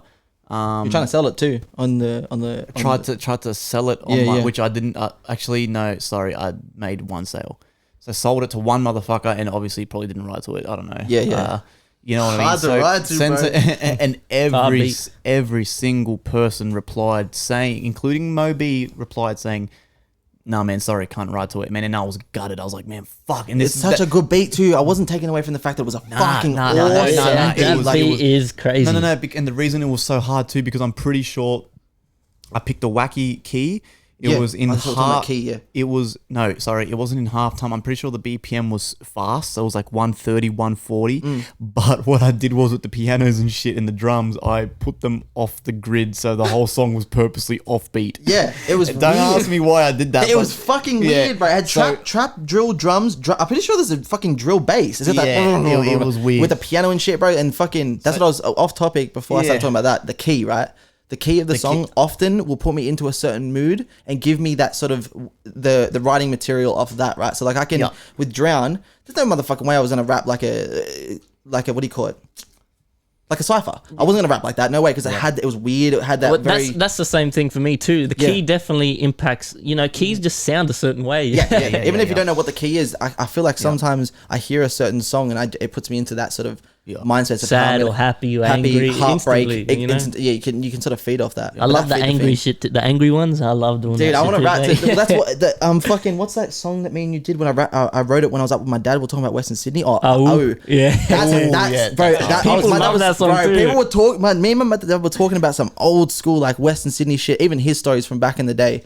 Because I hadn't been out to Western Sydney for 4 or 5 years. Yeah. Right, so I kind of lost the thought of, even though we weren't like fucking really bad cunts, right? But there was definitely bad shit happening around us for sure. I didn't give a fuck, bro. If you're from Western Sydney, you know, shout out Western Sydney. You know, like it's there. Even if you're not involved in it, like 100% involved with the game or whatever you want to fucking call it, it's there. You're hanging out with people who are doing certain shit, et cetera, right? Like it's always there. And talking to my dad, bro, it switched the light bulb and I was like, fuck, bro, like why am I not like rapping about Western Sydney more often? Exactly. And then I think you sent the beat maybe 2 days beforehand. You wanted already high, but I already sent it off. Yeah. It was already done, right? And he sent me the O and I was like, and it's not angry, but a very Travis Scotty kind of hardcore thing, bro. And I wrote that, we're driving from somewhere up above Grafton. And it's like a 2-hour drive. I literally wrote it on the way fucking home on my fucking phone and shit, dude, because I just had that. That's a hard verse. It's hard, bro. I will never rap like that ever again in my goddamn life. I don't think I'll never rap like that ever again. People love it. It's too hard, bro, because I'm the complete opposite. I'm that lo-fi sad boy type shit, bro. And I just fucking went in. But that's the thing too. It sounds good when we change it up like that. Exactly. Yeah. It keeps the creative, and it shows that we can do it. You know, we're not all the same. We have to do Drown again, G, because we have to do that. What do you call it? That conscientious sort of rap again. We have to do that. Yeah, I've been waiting to do one of those. All right. And we are back. I'm the best piggy. So I've got one more question, musical base for everyone, and then I've got a few topics I want to talk about, sort of off the music thing. So just quickly, before we were mentioning, so I know I'm personally cursed. I know Moby's probably the same. We're cursed where I can't listen to music anymore. Normally, I listen to music and I'm like dissecting it, and I hear every single hi-hat, every single fucking the snare layers, the transients, the fucking harmonics, the frequencies. I'm cursed now to the point where I can't enjoy music anymore because I'm studying it. I see it in color. I see almost like the FL Studios with the drums being red and whatever. I see that shit. You can see the music laid out. It sucks. It's also really good. Strummer Reese does the same thing. I asked him about it. Yeah, exactly the same. So same thing. I want to start with Dimond. Once again, the middle man. Honestly, when you listen to music, how do you hear it? To you, is it just a song or an enjoyable song, or because you have a little bit of experience making music, can you hear a little bit more than the average listener? Because I call them normies. so some muggles. The muggles. Dirty muggles. The mudbloods. Bloody mudbloods. Like a mudblood. Really. How do you hear it? So I don't think I see it that much differently to a normal person. Like, you lucky fuck. It's only like, I guess, if it's bad quality. You don't pick it apart too much. No, I don't pick it apart at all. But you can tell the difference between a good quality, bad quality, MP3. Like you can hear like, you know, to an extent, but it's not like, you know, it's nowhere near as in depth as someone that actually produces. No, but yeah. DZ. Well, I'm kind of. I consider myself, when it comes to that, a bit of a normie too. Like I don't produce at all. You know, that's what I got you for. So The thing that I kind of hear more than a normal person would is when I'm listening to hip hop, You hear the lyrics more than anything else. the rhyme schemes. Yep.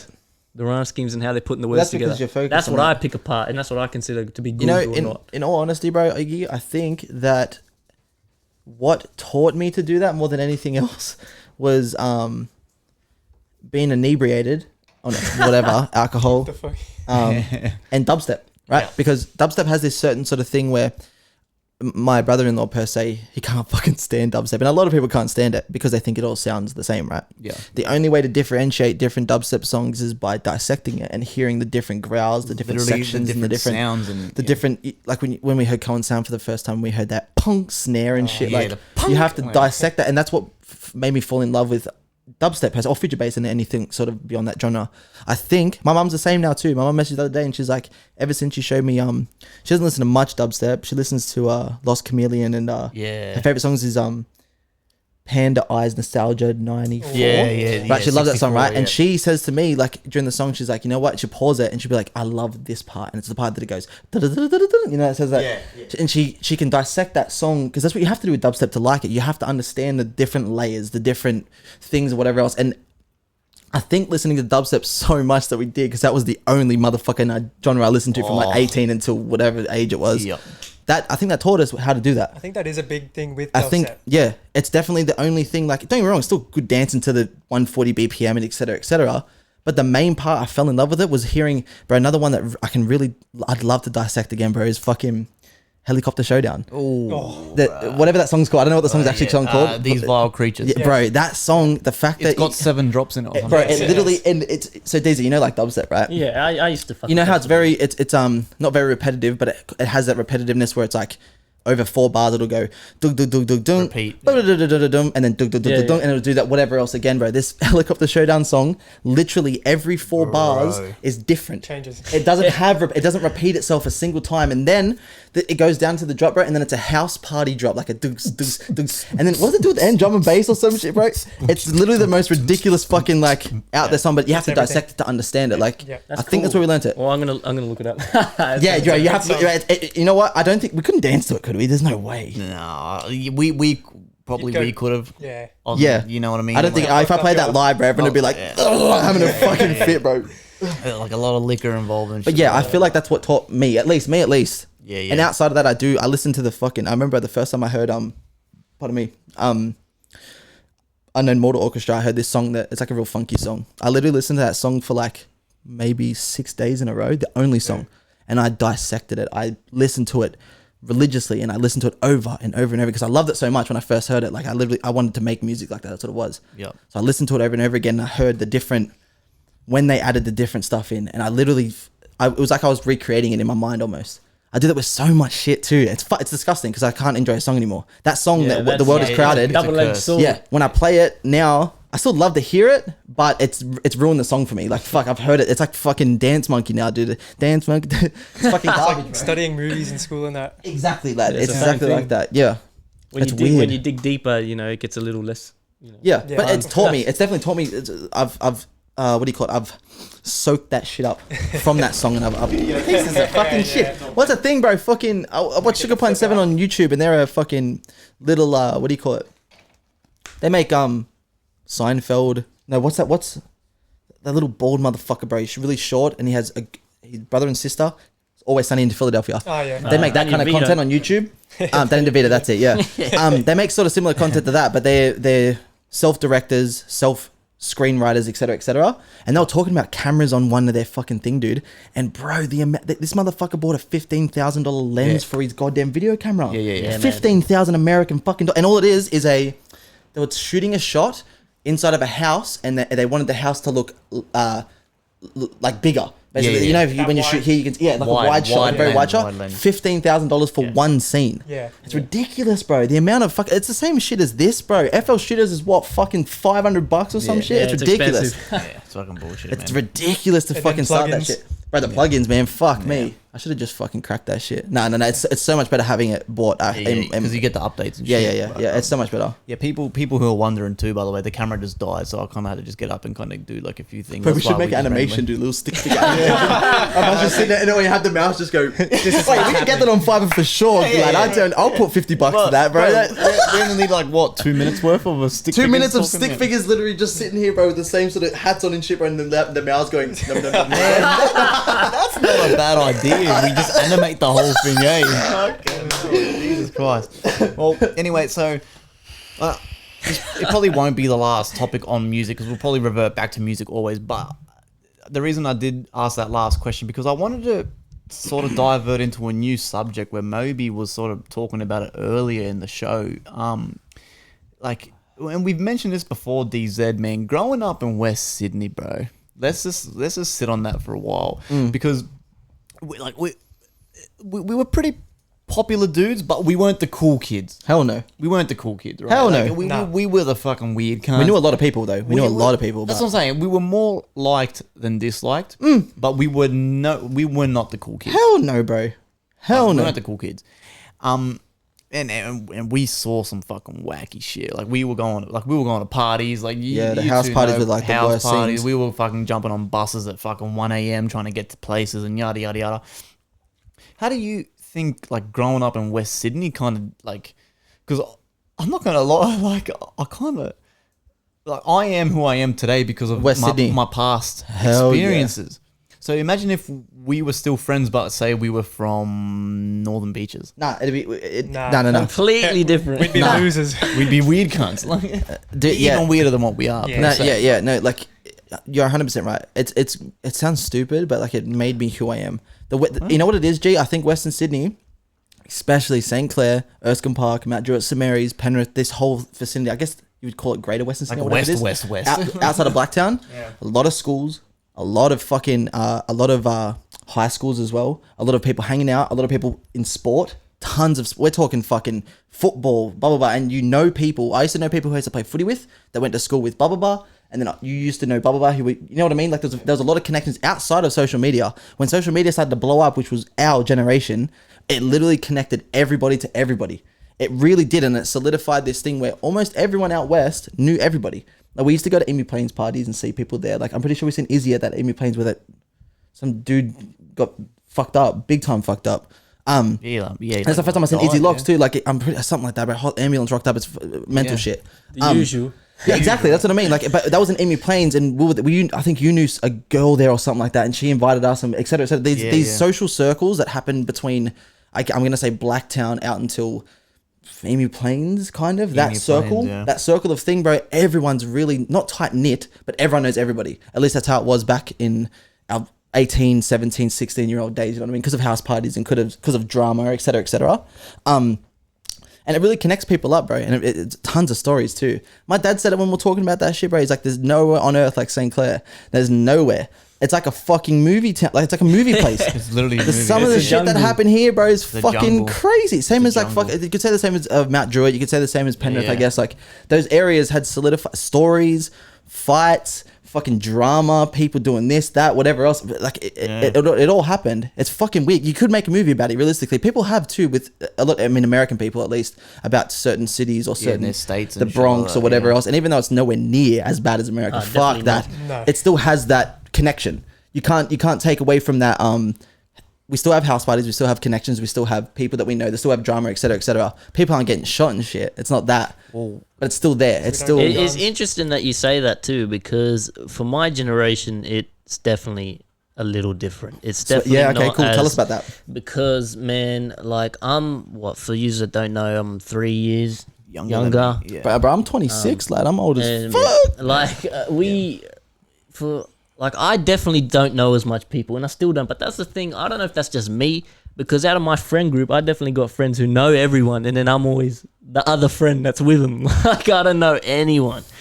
But like, Yeah, you I know feel what? like it's definitely died down to when because most of my friends have brothers the same age as you. Well, you know So- what? Also, my sister is your age. And my sister wasn't in any of that shit. She has no idea about any of that shit. I tell her stories about what I used to grow up in, bro. And she was like, man, I was fucking chilling. I was in fucking high school doing nothing, bro. Like, I didn't even know who the fuck you're talking about. So I guess it is what you put yourself into at the same time. We Yeah, were it's fucking, kinda we who you're weren't around. gangster or anything like that, but we were street rats, straight up street rats. We were fucking doing street rat shit with my homies, man. Like fucking, we were.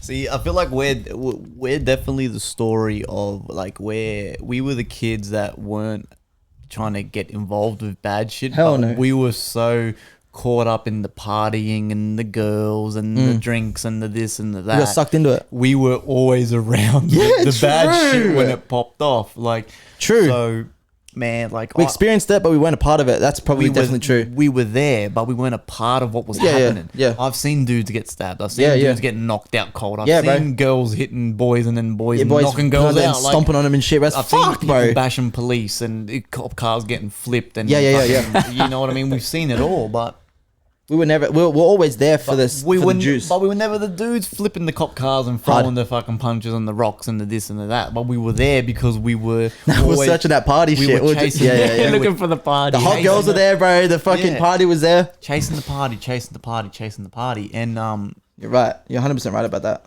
something interesting too that I want to kind of bring up too, which is someone I would love to bring on the show one time would be Andrew Bristow too. I remember. Oh, man, bro, I love that cunt, like, bro. Shout out Bristow. he He's a was- mad cunt, bro. Man, Fuck. he was the first dude that like got me like. So I remember we used to go to parties all the time, man. So like me, Brad, and shit like that. Mobsy Jai, Andrew Bristow, Scotty Mead, man. And we'd get on buses and shit to get to these parties out in Emu and Penrith and wherever. And if it wasn't for Bristow, was the first dude that taught me like how to dance like in public straight out. Because I never used to be the dude to dance. And then one day Bristow was like, no, man, come, trust me, come. Yeah, and then dude. Bristow would be just hitting it, bro. And then next thing you know, me and Brad are fucking out there like doing the salsa and shit. And, like we're, you Girls know, love that shit. We used to rock up to parties in Penrith to and shit, bro. dance, yeah. And everyone would be drinking, But doing we their start the socializing, bro. party. Me, Brad, everyone would rock up, bro, and we'd just be in front of the decks. We wouldn't even be talking to each other anymore, bro. We'd just be dancing. Like for what? 4 hours straight, just dancing the entire time, bro. We're such fucking retards. I've got this funny memory. I'm pretty sure Dimond moeb. Were you guys there? I know you were there for a fact, Mobsy. Dimond, you were probably there more than likely. Where we rocked up to this party in Emu, and I remember we The hall? No, it wasn't a hall. It was a house. It was a house. We walked in the back gate, and there was just people just like what you were just saying, just sort of drinking and chilling. And then I remember they were just playing this like weird, like chill music. I remember I've walked in, I haven't even said hello to the. I don't even know whose house I'm at. I've just walked in. I've unplugged the phone from the speaker. And everyone's just like looked at me. We had no idea who the people were. No, We knew like 2-3 people Yeah. there, maybe. Like, Don't know any of these people, and I've just walked in. Unplugged it and it makes that weird AUX sound. I've unplugged it goes the phone. quiet the whole party, Goes dude. quiet. Everyone just kind of looks, and we're all there in the group at the speakers. And I've just grabbed my phone slowly, and I've just gone. I hope you guys liked that. Put it in and click play the boom. And all the boys just started And we dancing. all Did just started I dancing. miss that Yeah, shit? yeah. And then, but the weird thing too is when I did that, a random girl then just comes up and goes, yeah, finally I fucking love dubstep. Yeah. There was always that one, There's eh? always the one or like the few, like, you know what I mean? They were kind of involved. I miss doing that shit, man.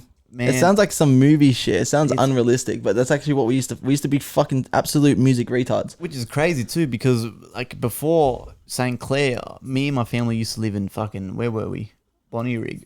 Oh yeah, We- when I we- was 3. We were somewhere super super leb and wog. We were like in deep like Bonnyrigg, like St. John's Park. Like it was like. Oh damn, So can you imagine if? bro! If you grew we up there, bro, never you'd be a moved? straight up urcher. Yeah. Straight up. Never moved. Would have never met the boys. Never would have made a fucking record. Fate, label. bro. It's fate, baby. I'm Yeah, telling you. everything happens for a reason, man.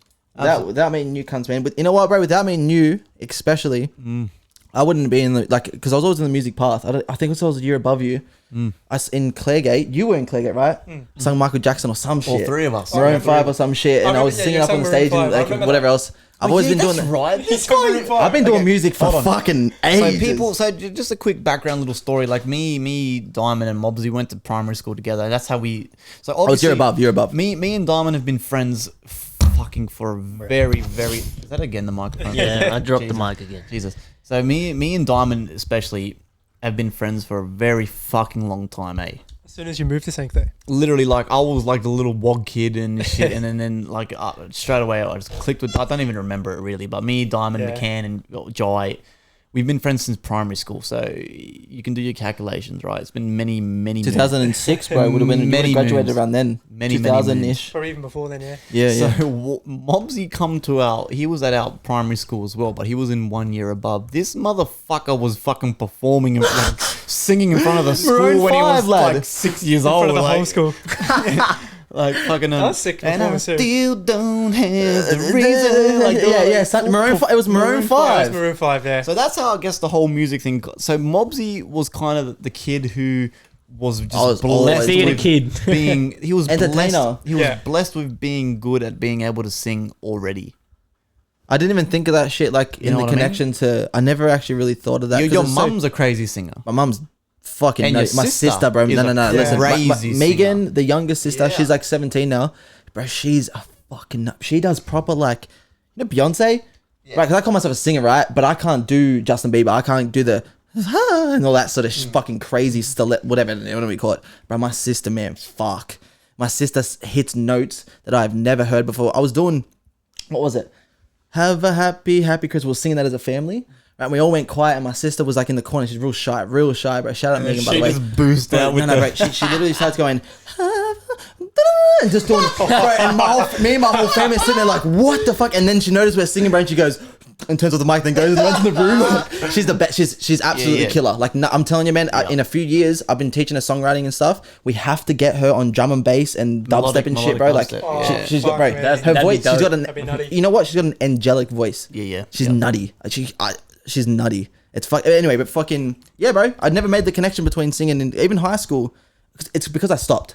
Right, I became of age. I became like in year 9, kind of grade 9. Started to fucking wanted to hang out with chicks and etc. etc. Yeah. Wasn't drinking or anything like that at that young age, but I started just. I had other focuses, man. Not You know what I mean? focusing on the craft. I had socializations to do. I was becoming a more not embarrassed, but I had like a reputation, not a reputation to uphold either. But you know what I mean.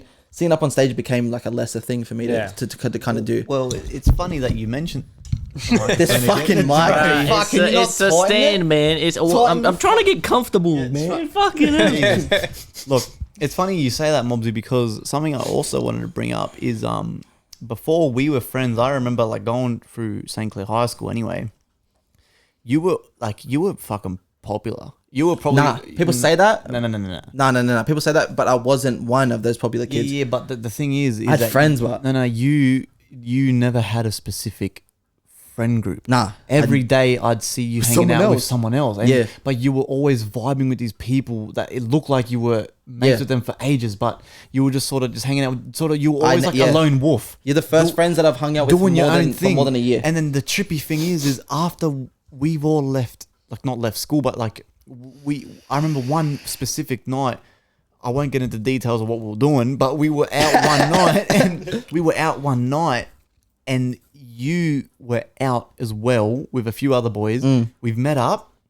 And then ever since that night, we hung out every day. We hung out together every fucking day for like 6 years after that. You're the first friends I've ever hung out with, bro. I don't ask me why. I think honestly, it has to be the music. Could that retort back to the fucking Music. music? It has to. Because like every other friend that I had, it's not like I was fucking searching for it, but like I don't know why I couldn't stick to a certain friend. It was like hanging out with more people. I think I really enjoyed hanging out with different people instead of just being friendly with meeting new people, whatever. people, So, yeah, it was great.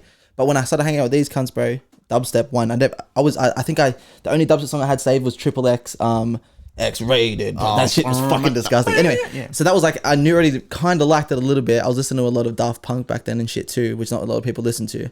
And the music conversation had already begun. These guys were showing each other music and shit. I just fell in love with it. I also fell in love with partying, dude. Before you gotta understand, you guys were doing the party thing at a young age, bro. Yeah. I'm a late bloomer. Yeah. I turned 18 and I started drinking it like 2 weeks before I turned 18, lad. I was like a proper late bloomer. Yeah. But I went from not doing anything at all and then being 18 and a half, bro, and I was straight down the gutter, bro. Like I delved myself deep into it. But I think that was at that point, especially being out of high school and shit, you don't hang out with a lot of people and whatever else. Like I solidified my friends. I was hanging out with Aaron Pendleton a lot at the time too. I still love that kind of death. Shout out No. Pendleton is one of the most. He is in that fucking real estate shit, dude. Yeah. But yeah, I got nothing but love for that cunt either. Like, Hell yeah. like nothing but love, right? He's one of the best people in the world. Hell yeah. But yeah, I was still trying to find my person. I really was. Even up until that age, I was still trying to find my people, bro. You know what I mean? Like, but I just stuck with you guys because you bunch of fucking mad cunts. Well, I know. That's only fucking explanation. I think the music and just the fact I've never clicked with people more so than you guys. Man, it was very weird. Because you guys already had solidified your friendship between you, Brad, and all the boys and shit. Dimond, You guys already had that, and for some reason, I was never a side character with you guys either. Like from the second we hung out, bro, I was a partier. You were the boys. I was man. accepted in straight away. Like it was unbelievable. That shit's again fate, bro. It's pretty rare too. That's rare champ shit, sure, bro. man. That's rare champs as fuck. When it's right, man. We've Just hung out happens. with a lot of people. Oh, That's Most I of them never. aren't here anymore. Like, that's another fucking story. Oh, bro, yeah, you know what? That's happened all through all through life. Actually, People come Mikey's and go, house and people like come and go. it's a normal thing. I think, yeah. It's normal. Yeah. Like I think you guys are the opposite. You guys are the fucking black sheep for just hanging out with the well, same yeah, people no, all it's, through high what school. we're doing mate. is weird. Most people Yeah, keep yeah, moving yeah. on. Like Yeah. you leave school, you go to college, get college friends, whatever. You go, then leave that, But go to not work, us. get work We're friends. friends. But like We stuck always got the together. same friends. See, that's another thing I always think about too, but I've been able to accept, which is kind of hilarious. Like, I know for a fact that we're the weird cunts. Yeah, no, we We've are. always You gotta done- embrace it, man. Yeah. So you embrace it and shit like that. But so look, 100%, bro. We're not normie. We're the opposite of normie for sure. But we're not mudbloods though. Nah. That shit. Fuck being a mudblood, dude. Okay, so there's one story I need to ask Diamond to please tell, right? Because something that's been, this is off topic as fuck, right? And I mentioned this to DZ earlier, right? When you guys were in fucking Macau, was there a motherfucker trying to get used to buy Ethereum and now it's worth $2,000 a fucking Ethereum. coin? Yeah. Ethereum? Ethereum. Diamond, Yeah. please tell What him. the Wait, what was that? The creator or just someone involved with Alright, it? so People think it's a fucking.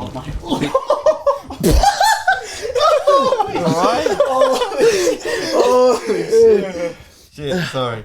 Oh, wait, I'm out of the picture, G. And start. all right, so Okay, yes, rolling. please tell the story. so Ethereum. All right, so we're at Hong Kong airport and we're waiting for Brad and Mikey. Oh, the airport. Yeah, so we're at the airport and Brad and Mikey were coming back from the Europe trip.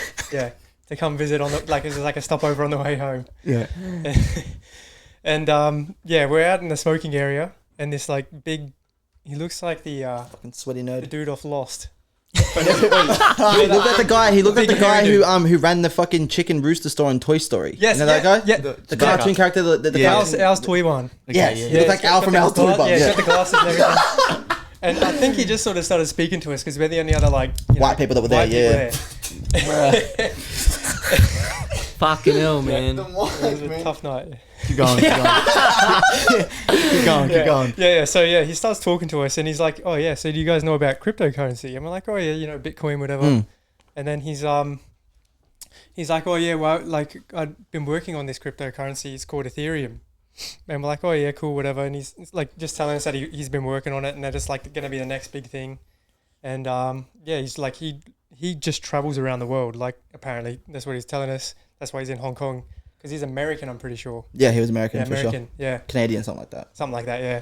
So like he just travels around the world just working on Ethereum, just from wherever. Yeah, Like promoting it and shit. farming So- it, mining it, probably. Maybe I don't know. Maybe No, I think mining he it. was actually like working on I don't know how the it works. coin itself, the Like coin he actually itself. like built. I don't. How does like a cryptocurrency? Oh, it's even come complex. about? It has to be some sort of Like, he's complex. there's like coders, right? And Yeah. programs. Yeah, Like yeah. I reckon he was one of them. Like he was like He was a sweaty nerd. He wasn't just 100. like mining that shit. Like because you mine it like you have like a big setup, in your house, like a big server room. For, Oh yeah, he wish he Yeah. had a laptop. No, He but couldn't he would mind just had a it. laptop. He'd be like actually working on the shit. Holy shit. And like Because, bro, we brushed it off. We didn't brush it off. You were thinking about it too, but I thought at the about it. time, right, it was still such a sketchy thing. Yeah. I thought this cunt was just trying to give us, And this is- give him money. Yeah. If we put $50 both in, bro, he gets a free $100 his ticket home or something. That's what I was thinking at This least. is like what 2015, 2016. 2014, no, we're doing 15, 16 Wow. for sure. So like this is like before Bitcoin. Bitcoin was even blown up. before Bitcoin had bubbled at this point. cryptocurrency Became like a Super popular thing. like a mainstream like because now you can. There's so many different sites and things you can sign up to and just Yeah. buy whatever you want. It's everywhere. Back then. There It was a wasn't lot anything harder like to that. do. You There was had no wallets and shit. I looked up. You'd have to go to like an American site and things, and then you'd have to like the wallet things that was all sketchy. Like I had no clue about anything. Now you just like go CoinSpot or whatever and Yeah. buy shit, and it's just Yeah, there. buy shit Easy straight up. as.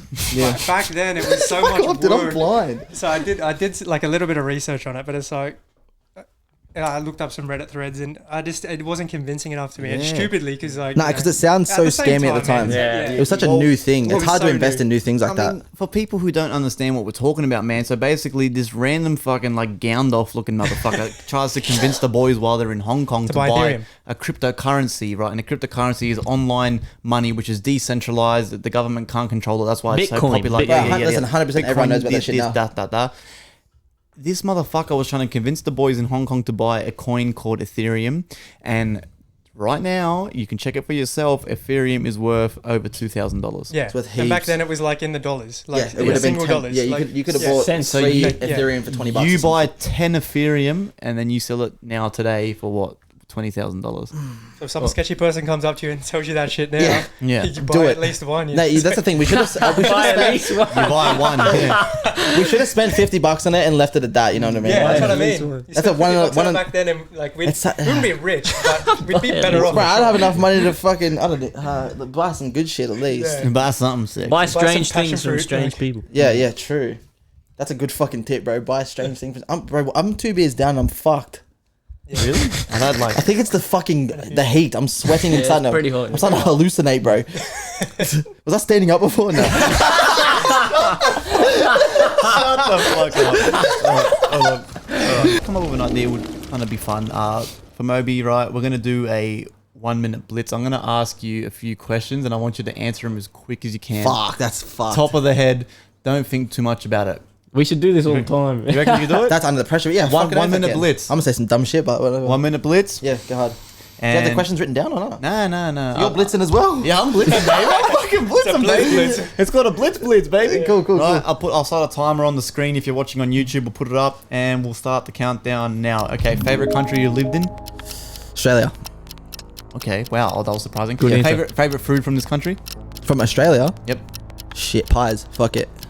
Okay, this is fucked up because I thought you were going to say an Asian country. That's all. Okay, I'll go back to it. Okay, best country I lived. Best country I lived outside of Australia. Best country I lived in. Sorry, I should have. 100% Beijing, bro. 100. 100. Okay, ready? Favorite country out of Australia? Go. Beijing. Favorite food from Beijing? Kallang, man. It's like this fucking lasagna layer. They wrap it up, put crack eggs on it. They wrap it up and chop it, and it's like 20 cents a pop, and they give you a massive Wow. bag of it, bro. 20 cents Australian, and that used to be my dinner for like when I first got there. That Best shit sounds ever. good. Yeah. Okay, fuck, 20 cents. Favorite band or artist from that country? If you had one? No, None. Would you be able to live back in that country? probably not because of coronavirus. I'm a little bit esky about it, but if I go back overseas, it'd be the best country because I know Mandarin. I know like enough. The fact that I know Mandarin, yes. But I would like to do like Vietnam or Thailand or some shit for 6 months probably. Okay, and so say you're forced to go back and live in that country. You can only take 3 people to live with you, not including family. Go. My miss, John Howard, What the fuck? and Should take Kevin Rudd. Kevin Rudd. Wow. He can speak Chinese. Holy shit. John Howard would be the most racist motherfucker over there too. I swear to God. Yeah, he's fucking got that big bushy guns, dude. Jesus Christ. Sorry, dude. Man, and that was. You put me under pressure. I don't want to. I couldn't pick two blitz. friends, Yeah, bro. One, Fuck. 1 minute blitz with Moby. Jesus Christ. Stop the timer. I guess I should have really fucking. Write the question. If you wrote some really juicy questions down, then yeah, maybe.